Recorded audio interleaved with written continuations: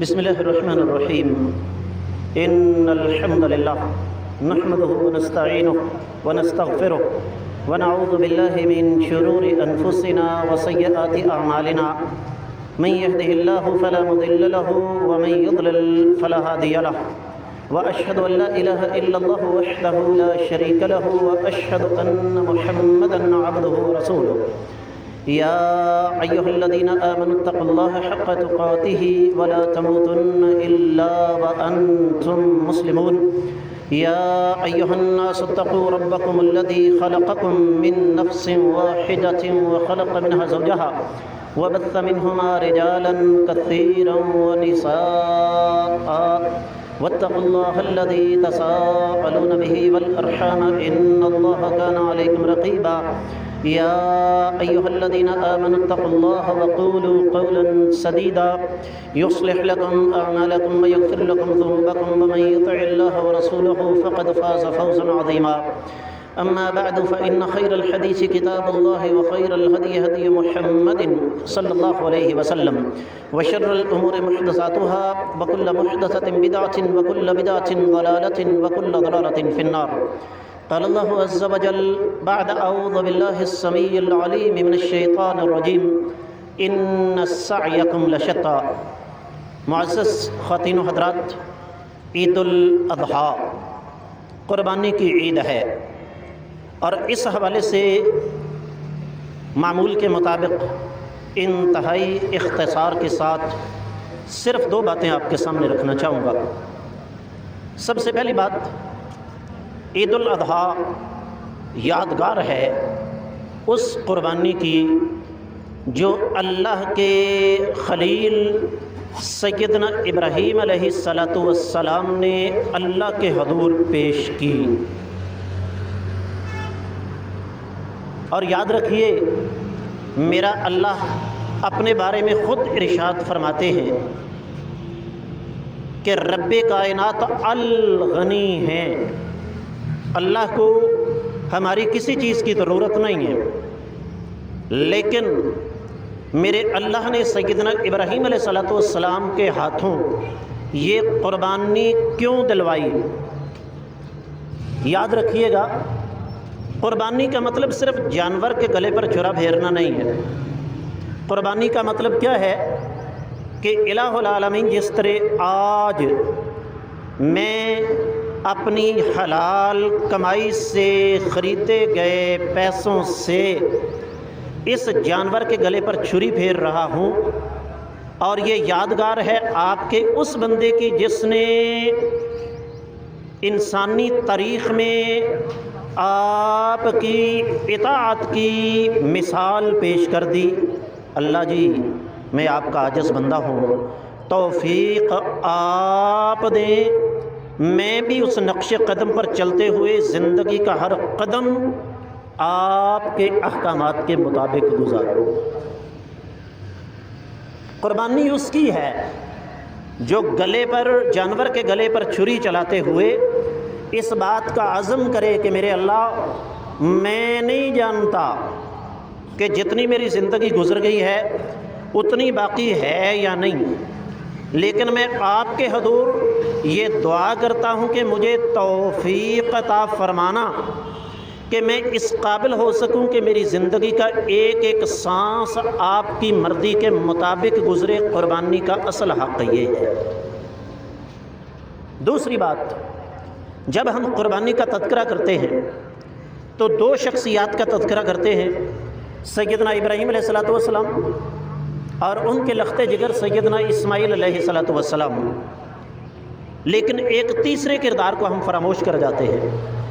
میں یہ چاہوں گا ایک ایک دو جملہ ان تینوں ہستیوں کے بارے میں. سب سے پہلے سیدنا ابراہیم علیہ السلام. یاد رکھیے، نبی علیہ السلام کے بعد اللہ نے سیدنا ابراہیم علیہ السلام کے علاوہ کسی ایک نبی اور رسول کو بھی میرے اور آپ کے لیے نمونہ قرار نہیں دیا. وجہ کیا ہے؟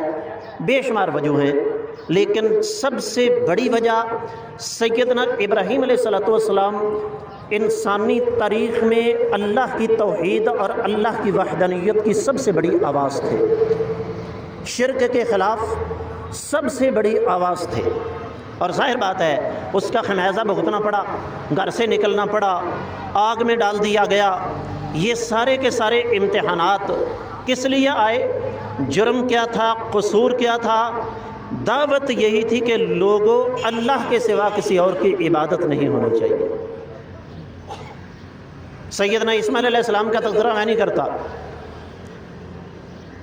تذکرہ کروں گا تیسری شخصیت کا، جس کو بہت کم ہمارے ہاں زیر بحث لایا جاتا ہے، اور وہ شخصیت ہے سیدنا اسماعیل علیہ السلام کی والدہ اور سیدنا ابراہیم علیہ السلام کی بیوی۔ اقبال نے کیوں کہا کہ یہ فیضان نظر تھا یا کہ مکتب کی کرامت تھی، سکھائے کس نے اسماعیل کو آداب فرزندی؟ یہ بڑا اہم پہلو ہے تربیت کے حوالے سے۔ بچوں کی تربیت، انسان ہو یا جانور، یہ کام ہی ماں کا ہے۔ سیدنا ابراہیم علیہ السلام تو بیوی بچے کو لکو تک صحرا میں چھوڑ کر چلے گئے۔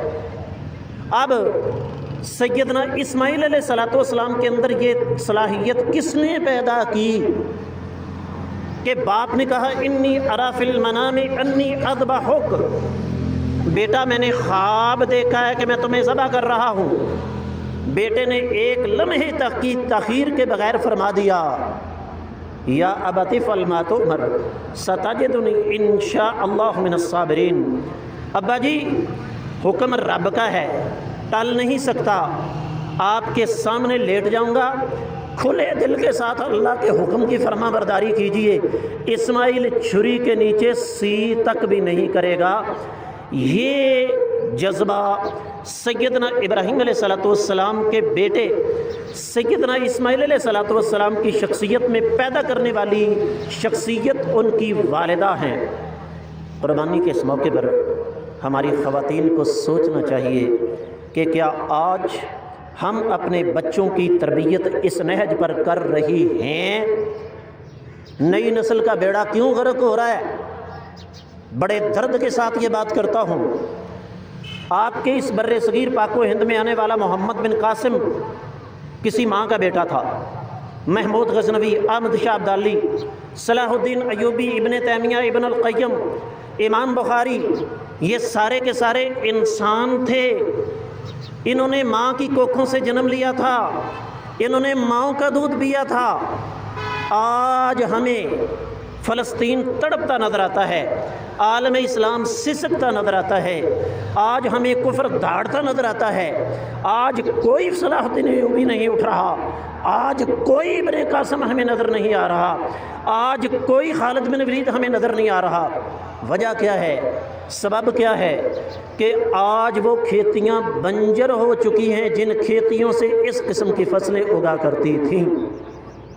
لہذا ہماری خواتین کو آج سے، ابھی سے، اس عید الاضحیٰ کے موقع پر غور و فکر کرنا چاہیے کہ ہم اپنے بچوں کی تربیت کس نہج پر کر رہے ہیں۔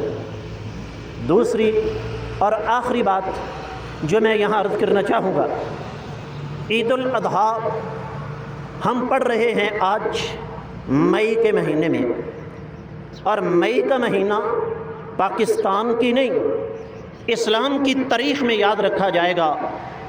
آج کیا تاریخ ہے جی؟ مئی کی 28 مئی کا دن یاد ہے کہ نہیں کسی کو؟ اگر نہیں یاد تو میں بتا دوں، جب پاکستان نے ایٹمی دھماکے کیے تھے پوری دنیا کے اندر مٹھائی کی دکانیں بند، ختم ہو گئی تھی، خالی۔ وجہ پاکستان کے ایٹم بم کو عالم اسلام اپنا بم تصور کرتا ہے۔ وہ جذبہ مرنا نہیں چاہیے۔ اور پھر اللہ کی قدرت دیکھیں، 10 مئی کو پلید ہندو نے پاکستان کی طرف اپنے کچھ پٹاخے چلائے، پھر دنیا نے دیکھا کہ کیا ہوا۔ آج عید الاضحیٰ کے موقع پر میں یہ خصوصی پیغام دینا چاہوں گا، اس جذبے کو زندہ رکھنے کی ضرورت ہے۔ یہاں پر تمام مسالک کے لوگ تشریف فرما ہیں۔ آج ہمیں اس بات کا عزم کرنا چاہیے کہ اسلام اور پاکستان کے لیے ہم سارے کے سارے انشاءاللہ ایک ہیں۔ اللہ کی بارگاہ میں دعا ہے اللہ ہمیں سمجھنے کی توفیق عطا فرمائے۔ آئیے دعا کے لیے ہاتھ اٹھاتے ہیں۔